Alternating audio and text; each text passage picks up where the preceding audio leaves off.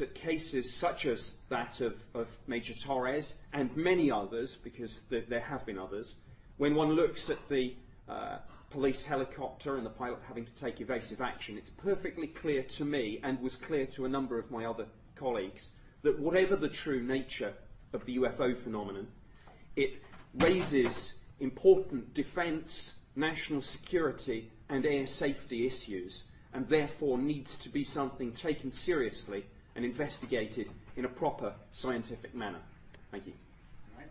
Stay right there. At this time, are there any questions directed for Nick from the media? Do we have a question? Okay. He will be available afterwards. I do have a question myself. Nick?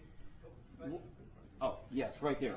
Nick, has there been any attempt by the British government to do any technological back engineering, such as what we suppose is happening here in the Area 51 type? I'm not aware of that, but one possible example, we had a very convincing photograph sent to us, which was actually on my office wall for a number of years. And I remember going to discuss that with my opposite number in the Defence Intelligence staff. And whilst there was nothing to work with except the image, obviously by showing that image to the technical specialists at MOD who were responsible for photographic interpretation, there was a hope that we would at least be able to find out something about the aerodynamics and possibly the propulsion system of whatever this thing was, and we didn't know. I have a question. Nick, were there other indications in those files of other incidents where pilots were asked to shoot at UFOs besides Milton Torres?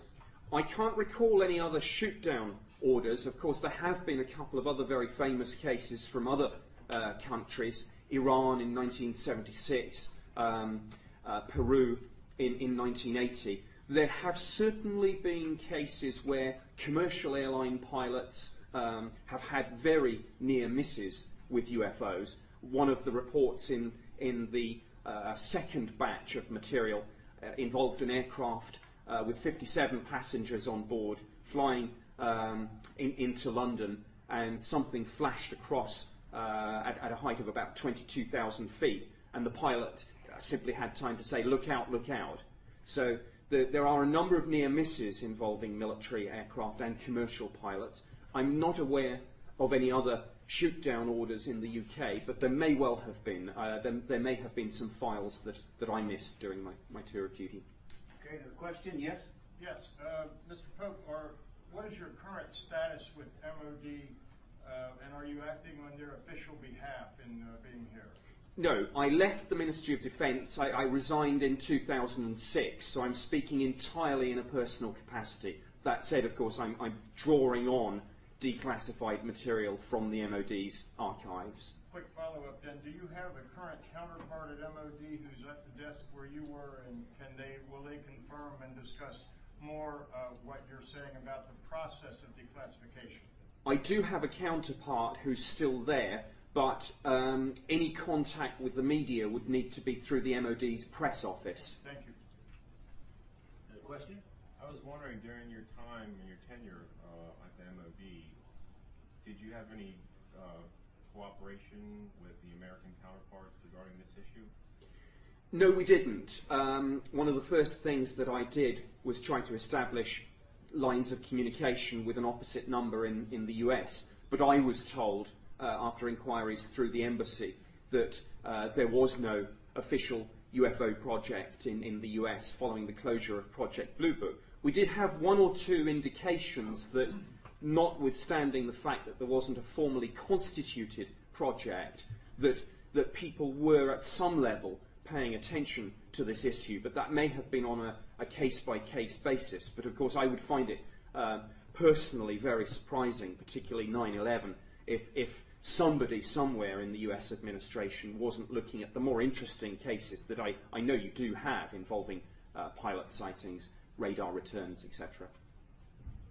Question? From what you said, is it possible that there still are some classified reports that you may not have access to that would describe crashed vehicles in the UK? I think that my combination of security clearance and need to know during that time would have given me access had there been such a thing. And I think even if, in my dealings with the Defence Intelligence staff, if there had been something like that, I'd like to think that I would have got some hint. But I got absolutely no hint. Of course, I can't prove a negative, but as far as I'm concerned, my colleagues and I in the British government were not aware of the nature of the UFO phenomenon. We found it interesting, but the bottom line was we didn't know what it was. I'm trying to figure out what the classified reports may contain.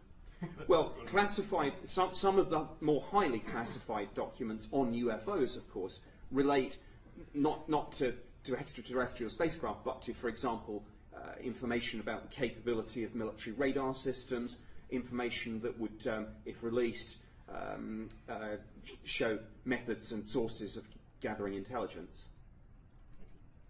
Anything about the Brentwaters case that had been released? The Bentwaters case from December 1980, yes, I mean that's Britain's most compelling UFO incident. The case file on that was the subject of a targeted FOI release actually back in 2001. So the release of that file, which is in the public domain, actually predates the policy decision to open the archive in the wider sense.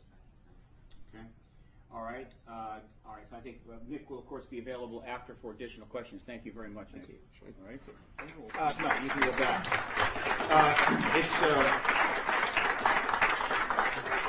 It's clear that the pilot sightings are extremely important, and I want to point out that Richard Haynes was instrumental for many years in compiling the largest database of pilot sightings in the world. At one point it was at 3,500. Lord knows where it is now. He worked for NASA for many years. I believe he's retired. I believe that database is now in the hands of NICAR. It's a group that deals with the issue of this phenomena and aerial safety. Very professional operation.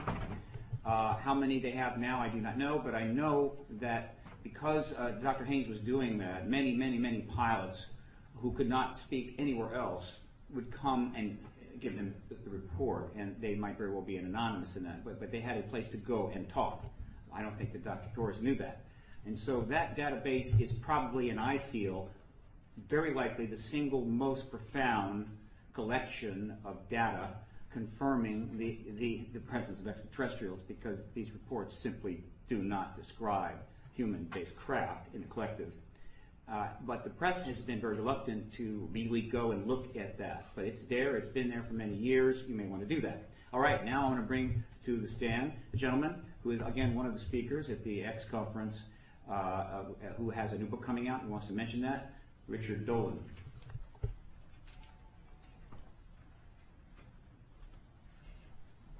Thank you, Stephen, and good morning.